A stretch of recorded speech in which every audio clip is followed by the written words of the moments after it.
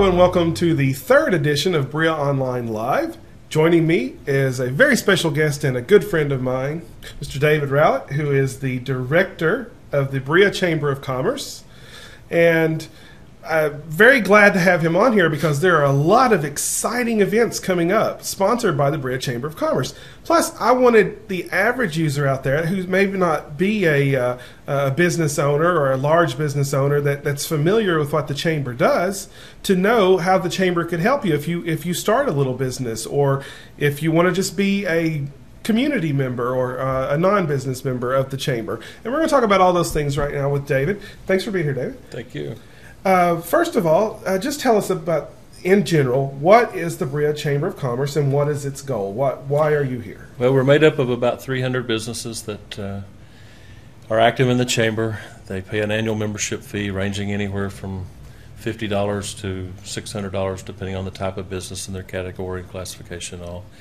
But we come together to work jointly to promote the city, the businesses, and to hopefully grow our economy and give back to the community. So, and you're there in a support capacity. Yes. Now, what benefits does a company? I mean, I know this. I'm a member, but I want you to tell it. What benefits you get? I think initially most of our members come for networking opportunities. They're looking to promote their business, to get out there and meet other business leaders, and I think they quickly learn that they're not the only ones having those problems. They all have similar situations. They're trying to find economical ways to advertise their business, opportunities to do business locally, and that's a big part of what we do. We have member-to-member discount programs and things, and so the whole idea there is to get money to be spent here locally, knowing that it's going to turn 5, 6, 7 times in our community. So. Well, and you brought up two separate things I want to talk about. One is one thing I really like is the member-to-member discount. I use that a lot, and I could point out a couple very quickly, but I'll restrain from that. But there are really good benefits to being a member when it comes to. I think it's a way for our businesses, the members, to quickly recoup their investment, because if you do business locally, whether it be with our restaurants or shopping at the hardware stores and things, most of them are giving some sort of a discount, and you're going to quickly reap your benefits from using your membership card. You simply present that at the cash register, and oftentimes it's a 10% discount or maybe some other type of service that you're getting for free. So. Yeah, very much worth it. Check it out, please. Especially, even if you don't have a business. My father-in-law was like, I really need to be a member. I see these signs everywhere, and I want that discount. We do have opportunities for individuals. You don't have to be an active business here in the community. A lot of times, retired folks, or maybe folks that work outside the community, or just residents that want to get active in the chamber and our festivals and the community and all, have an opportunity through the chamber. So. Now, my most favorite thing about being a chamber member is the ability to participate or have a sense of ownership of very large events or exciting events that there's no way I could pull off being the smaller business that I am. I think that's one of the strengths of the chamber is, collectively we can do things, whether it be some cooperative advertising campaign, or it might be our festival or some of the other activities that individually we couldn't do, but with our resources and all, if we each contribute a little something, before you know it, we've raised the money to pull that event off. So.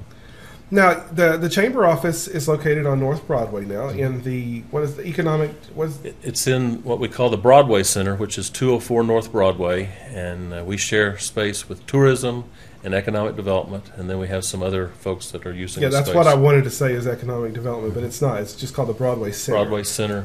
Nice location, though. And you have the new parking lot behind it now, There's right? plenty of parking in behind. If you can't find parking on the street, you can slip around off of Washington Street, and there's some 25 spaces back there. So easy to park, and it's a nice resource for the Old Town area to have the parking and stuff. Now you have some meeting space there too, right? We do share a conference room and a classroom and some flexible space that can be used for staging of events and those kinds of things, workshops or whatever. Very nice. And talking about workshops, you've had quite a few guests to do some workshops. We've had some things, from time to time, and a lot of times, those are our speakers or or we did some things with QuickBooks using one of our local business people to do that, and so there's always opportunities to do those kinds of things. You have a monthly membership meeting. We do a third Thursday, it's either noon or 6 p.m. It's depending on our sponsor. Oftentimes we'll have a sponsor who's provided our meal, and just Thursday night we were out at Nola Newman's place, Nola Newman Realty. It was a little different. We had a 6 o'clock meeting, and it was a poolside party, so that was a little different to have the pool, and it was nice with the heat and all to be out and enjoy the water. So it was and good food too. Very good. Anytime you have shrimp, I'm coming. Shrimp is a. So Nola was actually on our first edition of Berea Online Live. Yeah, she actually was on here for the Relay for Life. She's very active throughout the community and has served recently as a board member and is very involved in committees and things of that nature with the chamber. But just trying to tie it in there. That's neat that it comes around full circle. But with the events that you work on with the chamber, of course the big one now has become the Spoonbread Festival, right? It's our signature event. It kills all of us, but it's our main fundraiser, and about half of our income comes from membership, but the other half comes from projects such as Spoonbread Festival and Golf Scramble and those things that we do to support the monsters. So.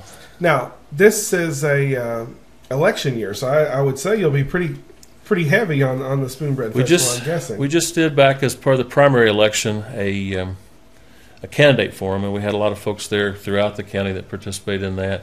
I suspect with the festival we'll have several that are vendors or are setting up as exhibitors, promoting their campaign and trying to solicit some votes and things. And then hopefully there in the fall before the city elections, we'll try another candidate forum to focus on city council and the mayor's race here locally. So. Great. Now, with the Spoonbread Festival, if you want to be a part of that, of course, the chamber, you contact the chamber for that. Now, you get a pretty good discount if you're a member, correct? Yes, chamber members who choose to promote their business at the festival receive a discount. It's usually about 20-25% or something for a booth. And besides booths, you have other opportunities, right? Signs. A lot of opportunity for sponsorship. You can align yourself with an event. If you're a car dealer or something and want to support our car show as an exhibitor, there's a chance to get involved there, either financially as a sponsor or maybe to pick up the expenses for our trophies and maybe present those the day of or something. So a lot of opportunity there for our businesses, whether it be a financial sponsorship or anymore. We do a lot of in-kind thing where they have their staff come out and they'll wear their corporate polos and things and promote their business while helping us staff some of the events, whether it be Kitty Land or maybe the Spoonbread Sales Tent or some of those kinds of things that the chamber's involved in. And you have some big ideas for this year's festival that you're working. Well, we're always trying to grow the festival, and one of the things that we try to do from time to time is add new events and activities. And so we've decided this time to extend the hours a little bit. We're going to try to go on till 9 o'clock with our exhibits, mainly because our vendors want us to stay open a little later. And then on Friday night, of course, we had the balloon glow and some music picked up by or provided by tourism, and that'll be over at the community school.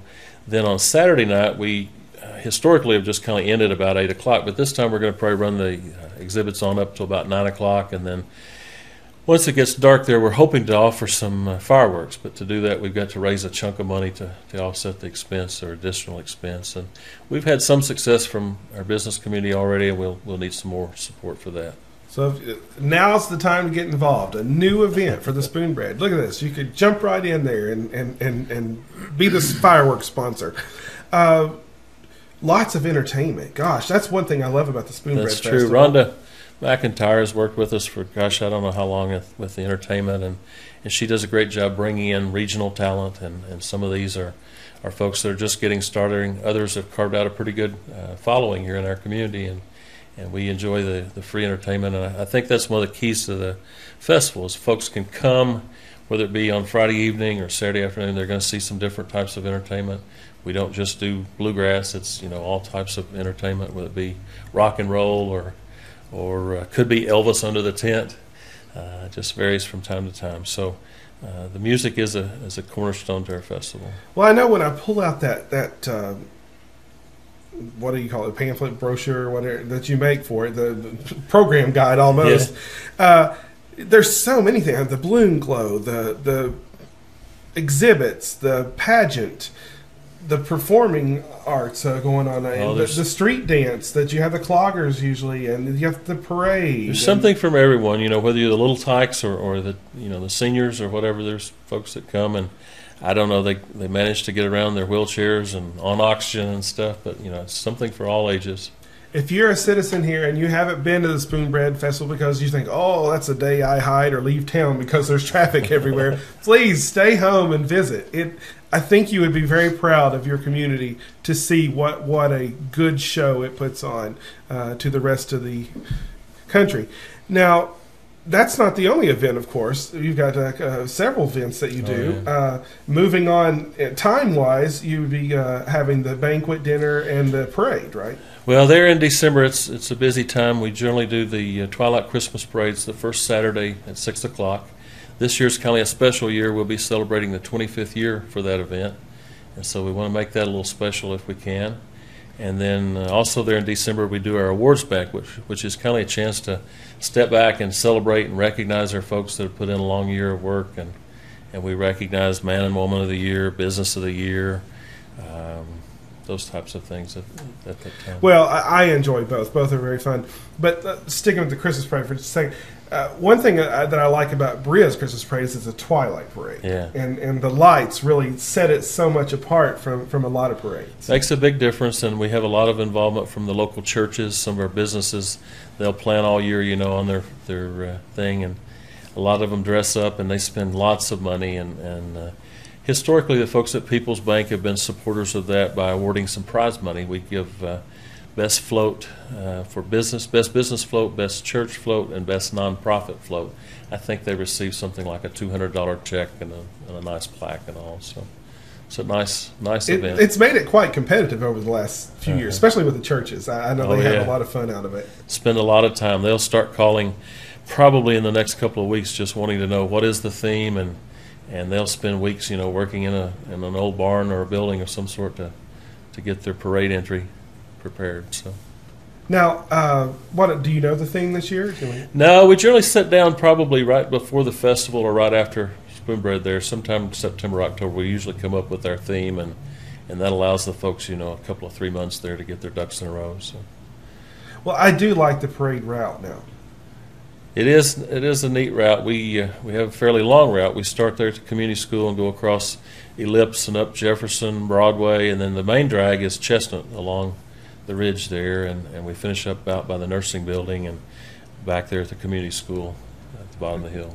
Because I can remember we used to line up on Ellipse Street, and that was okay, but it's another street closing and complicated. Then try in Broadway, but then you're right in businesses' front doors, and you're kind of shutting down a street using the community school parking lot seems like it's a nice really place to start, yeah. and allows everybody to drop off, and then they can leave vehicles and things and come back to those later. So it works out real well. Now, the only rule that I know of in the parade is you can't have a Santa Claus, right? Pretty much is. We kind of frown on the second Santa Claus just because the chamber has provided the Santa and made arrangements for him to be there, and sometimes a little confusing if businesses have other Santas participating. So I think that's a good rule because he's always he's always the grand marshal of the parade, isn't he? Yeah. Any ideas on your marshal this year, though, or is it? No, we sometimes try to recognize folks that have done special things here in the community. I know some of the most recent ones were folks like Dwayne Brumley, who retired as our police chief, and we had done, I guess, Sheriff Cochran when he retired. Yeah, that's right, when he retired. And occasionally we'll have folks that have done big things. Dale Ann Bradley came back and participated in the parade a few years ago after receiving a big award, or regionally or nationally, I guess, with Bluegrass. So if you have ideas on folks that we need to recognize, that would be a good opportunity to pass along names, and we'd be glad to consider them. And once again, you can find the chamber on North Broadway in Berea. Also, you can find them on the web at bereachamber.com. And have a nice website that they keep up to date, keeps their calendar, schedule, lots of things going on there. Their newsletter is also published on there. Really nice newsletter. It's better every year. Phone number also, 859-986-9444. 9760. And the reason I have to look at that is because my number growing up was 9076. so 9760 is hard for me to say. Okay. All right. One more event though. The golf scramble will be coming up in the spring, right? Well, we just finished the golf scramble, and Bud Montgomery was our chairperson for that. It is probably our second biggest fundraiser and an opportunity for us to continue to grow that event. We have moved that back and forth from the Berea Country Club to Battlefield Golf Course and things. Of course, one's a 9-hole course and the other one 18-hole, and as we grow the event and have more and more players, I think the 18-hole course is a little easier for us to work on. But we did have a successful event there last year at Berea Country Club, and we just did a morning and an afternoon session and made for a long day, but we got it all in. And then this year we had, I think, 22 or 24 teams participate, and our goal is to raise that up to about 36 on a stable, regular basis that we can count on and continue to make that event better. But I think a lot of our businesses that participate for that see it as an opportunity to advertise. Many of them come out and sit up on the holes and take advantage of the day to promote their business to those participating. And so we want to grow that event, and that's something that our board is working on. We've grown incrementally the last 5 years, and I think once we can get to a stable 36, it'll be our most, it has the most opportunity for growth right now of anything that we're doing. So fantastic. Well, I know you're very busy with the chamber, and I really appreciate having you there. But you're a busy family in the community. Oh yeah, as we've well. got family involved in everything, and my daughters are very active in leadership roles in different organizations and things. Now you have a daughter that's actually on the state planning board for the state fair, correct? Sarah serves on something they call a YAP board.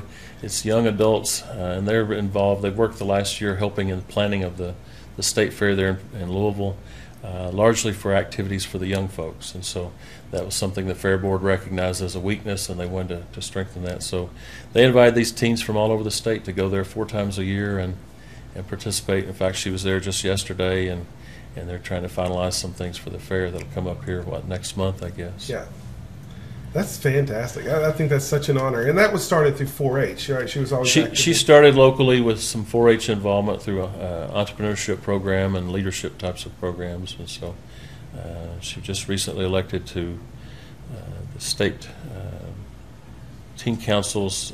She's a treasurer for the state 4-H. So there's 4 kids from across the state that were elected. That is such an honor. And your wife runs a very unique business. Sandy, of course, is owner of Hometown Greetings, which they welcome all the new folks to the county, and she stays busy. We have folks that go out and do that for us. She mainly manages and coordinates that activity. So if you have anyone moving to the community, you can go ahead and get in contact. Pass along names to Hometown Greetings. You can do that at 986-3256. And they'll send a greeter out to welcome folks to our community. So it's really nice to move to a community and have Hometown Greetings show up to bring you something.